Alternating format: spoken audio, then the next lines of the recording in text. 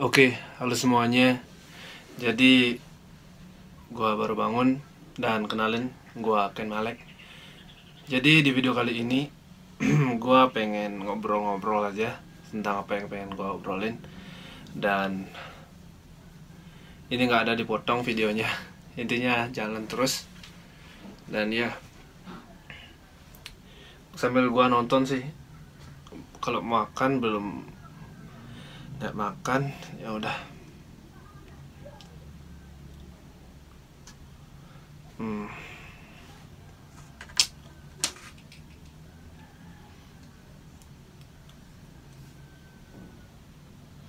Nggak ada karet ya.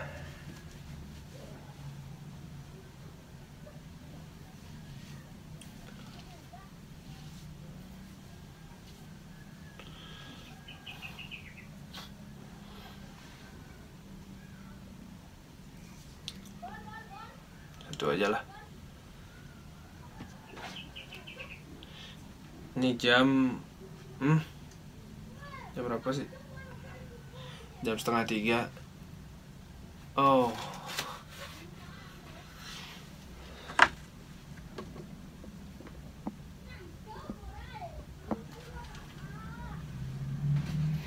oke, jadi Kang Odek ini sedikit penyangganya kurang kuat gitu kan. Ini jam setengah 3, gua tidur siang dari jam 1. Jadi jam setengah lah gua tidur. Oke.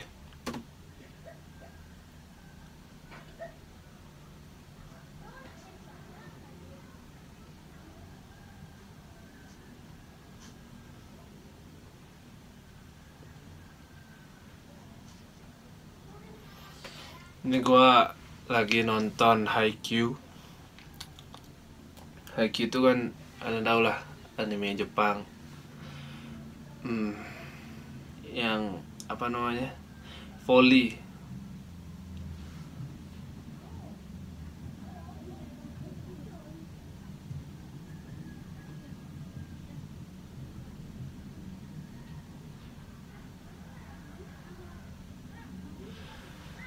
Ini gua tonton yang episode 1. Sengaja nggak gua liatin kalau gua edit nanti gitu kan, karena takutnya copyright kan. Jadi ya udah.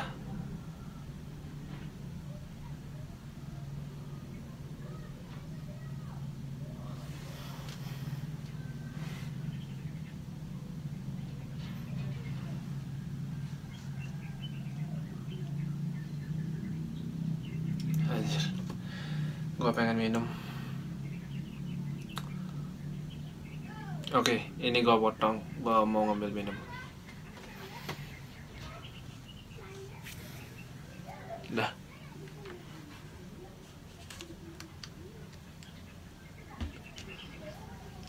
Ini namanya daluman dan ini gua jual, dan yang jual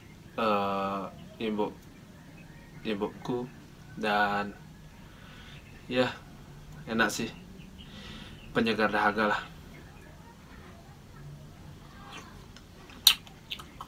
Sambil nonton. Belum aku aduin.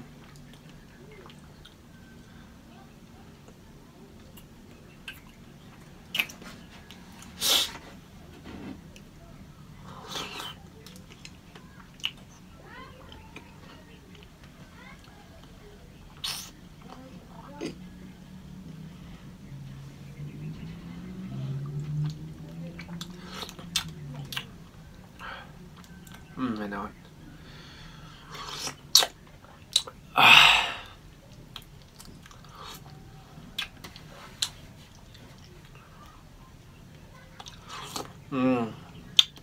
Pas ukur tinggi badan.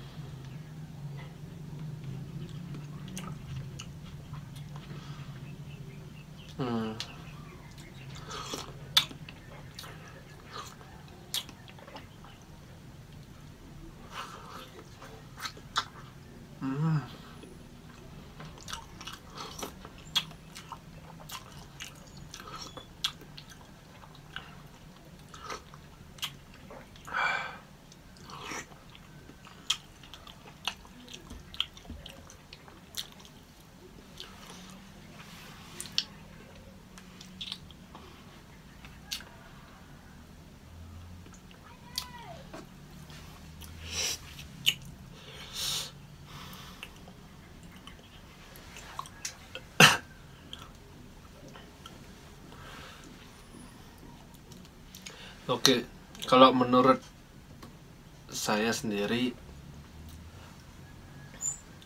ini ada persaingan di antara SMA Karasuno. Terlalu enak, pikiranku masih di sini. Eh, buat kalian yang belum tahu, cobalah nonton anime Haikyuu, karena menurut saya pribadi malah ini the best sih kalau di bidang olahraga. Lebih bagus lah dari Kapten Tsubasa sih menurut gua. Karena gimana, bukannya saya mau bilang aneh-aneh gitu kan, tapi lebih realistis saja sih anime Haikyuu daripada anime olahraga yang lain gitu. Karena bayangin aja kalau di anime itu dah kan ada tendangan sampai bisa nembus gawang, sampai temboknya itu kan gini.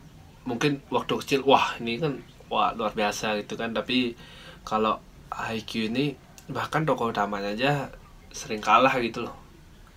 Ini yang paling keren dari ceritanya itu, tokoh utamanya itu namanya kan Hinata. Nah, Hinata ini belajar volley itu emang sih dari SMP, tapi SMP nggak ada temennya sama sekali. Wah, bayangin perjuangannya kan. Nah, terus dia masuk ke SMA, tapi sebelum masuk ke SMA itu dia pernah tanding satu kali, udah mau tamat kelas 3 itu dia bertarung sama Kageyama yang sekarang satu sekolah. Di sana dia dibantai habis-habisan, jadi timnya kalah. Dan sekarang SMA dia, disinilah dia belajar gitu loh, belajar dari awal.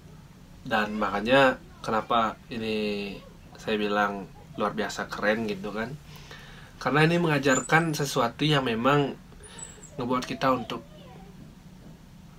jangan menyerah itu loh.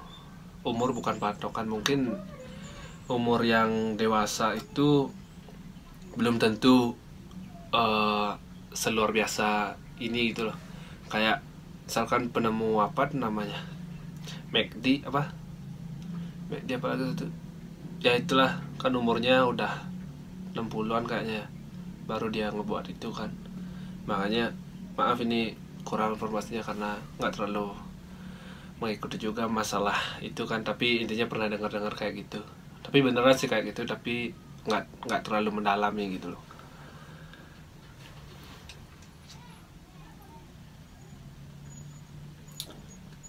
Oke, jadi di sini aku mau cerita dikit tentang Haikyuu. Kenapa aku sering nonton, padahal udah sampai tamat aku tonton lagi, terus tonton lagi, karena seperti yang kalian tahu, ini anime keren. Itu pertama. Terus realistis, lebih ke realistis sih menurut saya sendiri, karena wah, bayangin aja dari awal nonton, dari orang yang nggak bisa apa-apa, latihan terus menerus. Mungkin ada kebanyakan orang yang nonton palingan mungkin karena tokoh utama ya iyalah kuat gitu. Semua kan punya keunikannya masing-masing gitu. Kayak di sini Kageyama itu dibilang jenius, tapi dia ada kesalahan juga dari awal. Dia egois gitu kan, dia pengen cepet gitu loh, itu kesalahannya. Tapi ada karakter favorit saya di sini di Haikyuu, yaitu Oikawa Toru, karena dia ini tipe yang pekerja keras gitu loh. Kenapa aku bilang tipe pekerja keras? Karena dia nggak mau, padahal ini Kageyama kan juniornya gitu kan, tapi dia ini padahal seniornya, tapi dia nggak mau dikalahin gitu. Dan akhirnya dia bisa, walaupun dia nggak pernah masuk ke kejuaraan nasional, tapi namanya nggak pernah dikenal di nasional, cuma di daerah lingkungannya kayak Miyagi itu. Tapi akhirnya dia pindah negara, masuk ke negara Argentina, dan dia masuk timnas di sana. Bayangin, negara lo dia masuk timnas di sana. luar biasa sih.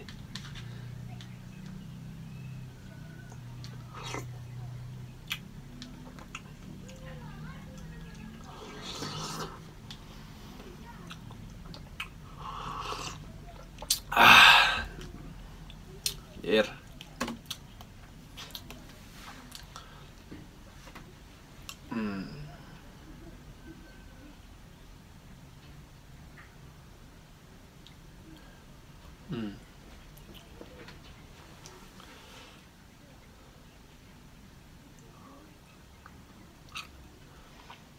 Nah, ini salah satu scene dimana mereka mengukur tinggi badan. Bukan, tinggi lompatan.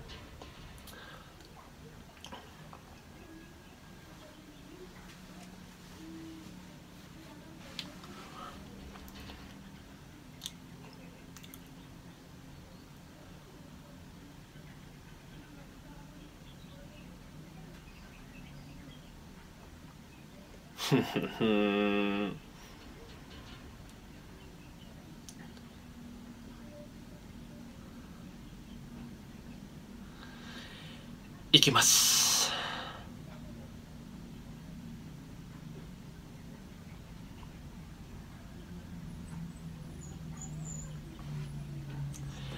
Gini, kadang banyak hal-hal yang terjadi di lingkungan gitu kan, bahkan mempengaruhi gimana cara hidup, gaya hidup, karena saya nonton anime. Bukan saya aja sih, tapi banyak. Bukan maksudnya bukan kayak pakaiannya atau itu kan udah mendalami banget, udah bisa dibilang wibu gitu kan. Tapi ini kayak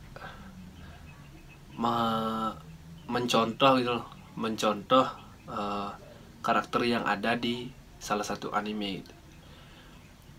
Anime yang saya pernah nonton, ya saya bilang 5 lah, 5 tercepat yang saya ingat. Ini Haikyuu, One Piece, yang sekarang ongoing lah bisa dibilang ya. One Piece, apa tadi? Haikyuu, One Piece, Boku no Hero Academia, terus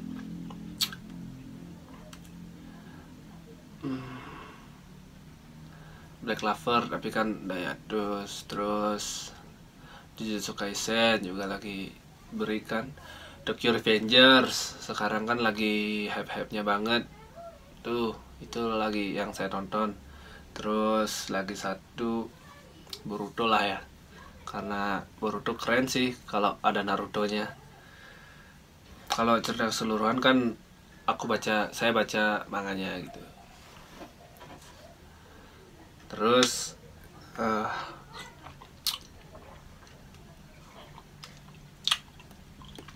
masalah saya bilang tadi,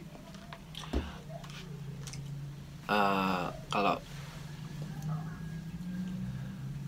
apa tadi itu enak banget, makanya saya nggak ingat apa yang saya omongin tadi. Saya bilang ngambil pelajaran hidup gitu kan dari karakter-karakter yang ada di anime gitu. Contohnya kayak siapa namanya, si karakter utama di sini, MC-nya Hinata Soyo. Pertama, dia kelemahannya ini kan pendek orangnya, terus tapi dia main volley gitu kan. Itu kan salah satu hal yang bagi orang-orang yang main di volley itu kan kurang menguntungkan gitu kan ya.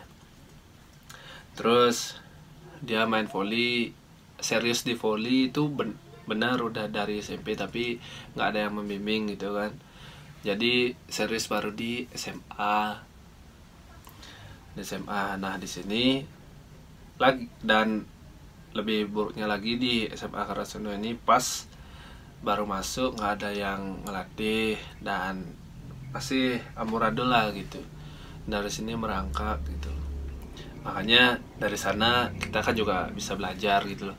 Kayak oh, kita lagi di bawah nih kan, terus nggak bisa ngapa-ngapain, dalam artian ya kita miskin lah gitu. Kayak saya ini kan ya miskin lah, belum bisa apa-apa untuk sekarang gitu, cuma jualan aja. Tapi ya optimis lah, Hinata aja sampai banting tulang kayak gitu, masa kita cuma segini-gini aja. Ya kita harus berjuang juga kan gitu.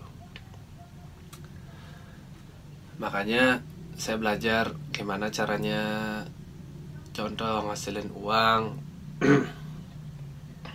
Ya siapa tahu kan dari YouTube bisa dapat juga nantinya.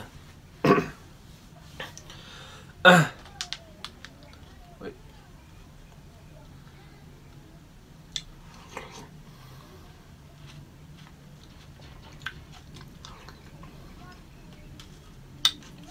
Ah.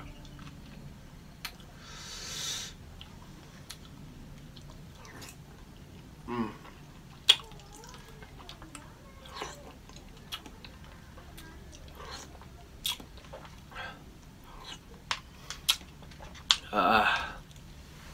Nah terus saya mau lanjutin nonton. Ini scene-nya lagi ketika apa namanya, lompat buat nentuin seberapa tinggi bisa spike.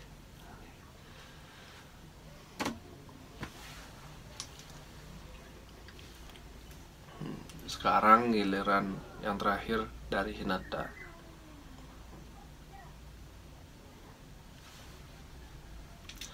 Nah ini juga menarik. Kalau main volley itu kan berenam, tapi Hinata itu udah kayak sayangannya mereka semua itu loh. Ini contoh kayak ada aura-aura persaingan dari Hinata yang akan melompat gitu. Makanya itu saya suka sih sebenarnya, karena dia punya rasa lapar yang lebih gitu, si Hinata ini. Karena coba berpikir sedikit, orang yang udah nggak tahu volley, nggak tingginya nggak memadai, terus sekarang punya ambisi yang besar gitu kan. Makanya saya senang sama orang-orang yang lapar gitu. Lapar bukan berarti perutnya yang lapar, tapi lapar akan kemajuan, lapar akan segala hal gitu, ingin mencapai yang lebih tinggi. Tapi bukan berarti laparnya itu sampai menghancurkan orang lain gitu. Kayak sekarang kan banyak ada teknologi lah, apalah gitu, yang memang ada yang lebih baik untuk dirinya sendiri, tapi menghancurkan orang lain gitu. Kayak sekarang kan ada suntik gratis, itu kan yang suntik gratis ya aku bilang, ada suntik gratis, tapi kan yang diuntungkan siapa, terus yang kena imbasnya siapa gitu.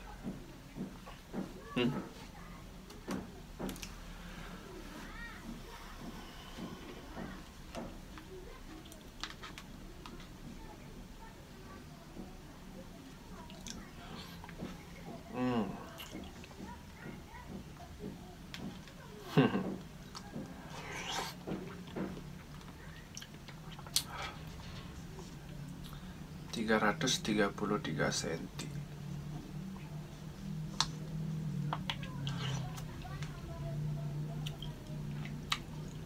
Motor brong lewat.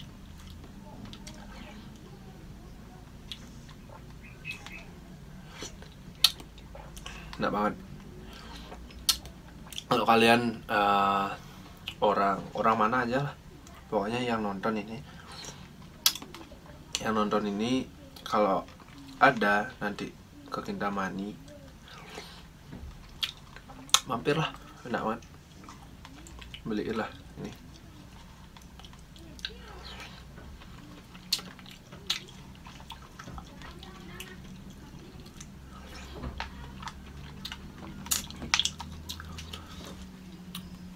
Oh ya, saya lebih keren juga. Sekarang kan PPKM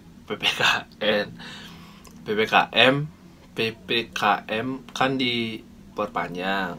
Nah terus kan sampai tanggal 16 gitu kan. Semoga aja sih cukup sampai sana. Kan besoknya tanggal 17. Kalau PPKM-nya berlanjut,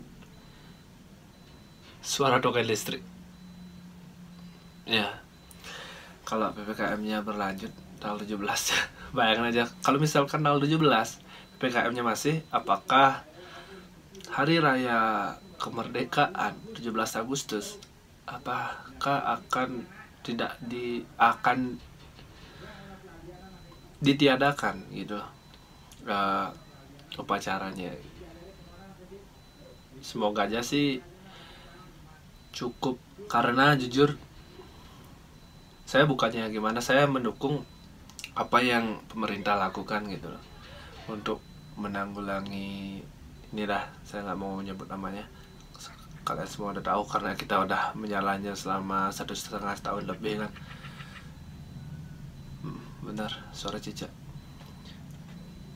Apa sih yang saya bilang intinya semoga di end lah, selesaikan dan gitu di tanggal 16 ini, karena bagi kami yang jualan offline, maksudnya ya emang sih kalau yang besar-besar itu kan udah ada aja lah gitu.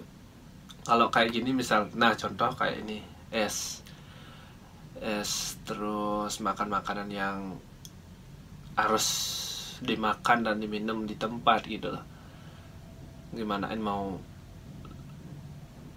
lanjut gitu kan. Karena jujur selama saya seringan tutup karena ya sepi, itu pertama. Biasanya kan saya buka itu kan sampai jam 11 gitu kan, jam 11 malam, tapi gara-gara ada larangan ya udahlah tutup lebih awal. Tapi yang jadi masalah bagi kita semua itu loh, nggak apa-apa lah PPKM mau sampai kapanpun, nggak apa-apa lah PPKM gitu, tapi apakah yang lainnya juga PPKM? Contoh air di PPKM juga tagihannya, maksudnya bukan airnya, tagihan air, tagihan listrik, terus cicilan, makan ditanggung. Itu aja sih masalahnya 4 gitu loh. Kalau itu ada kan otomatis kita sebagai masyarakat pasti tertib lah untuk diam di rumah.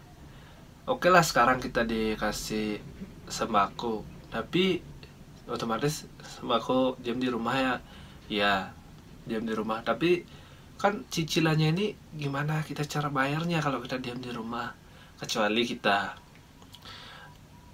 buat sesuatu yang memang hasil dari rumah gitu ya boleh lah, tapi ini kan nggak semuanya kayak gitu kan.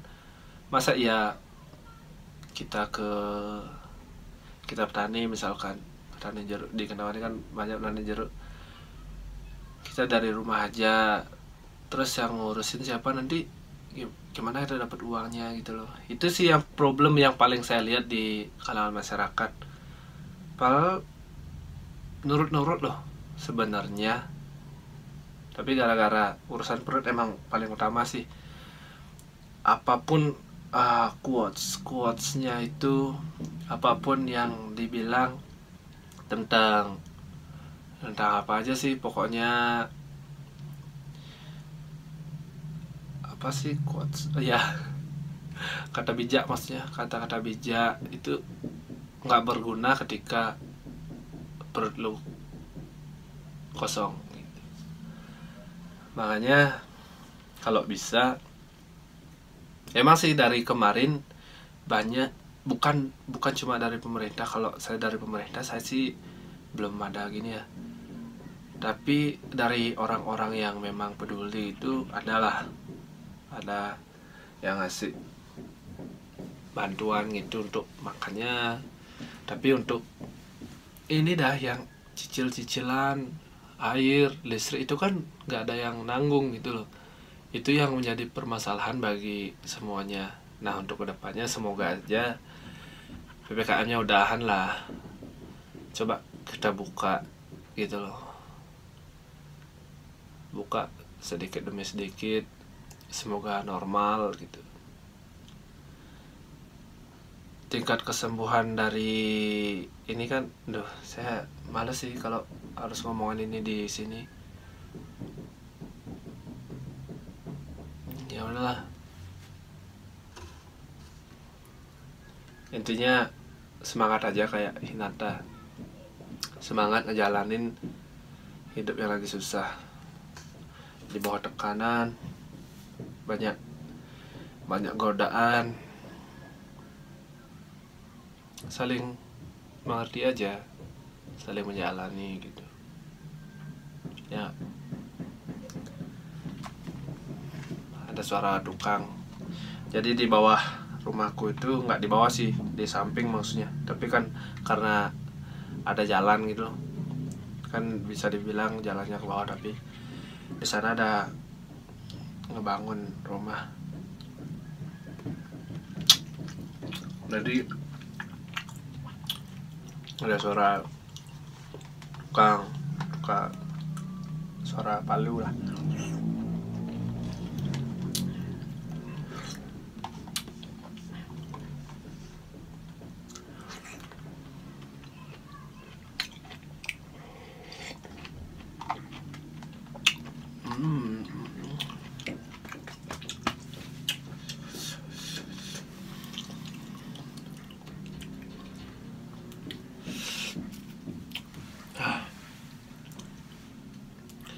Oke, waktunya masih lagi dikit karena target saya ini videonya sekitar 30 menit, jadi biar nggak terlalu lama, nggak terlalu dikit juga.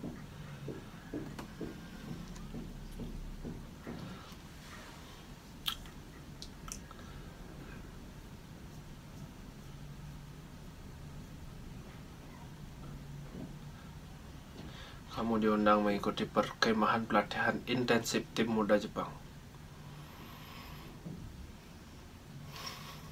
Nihon Jepang suge.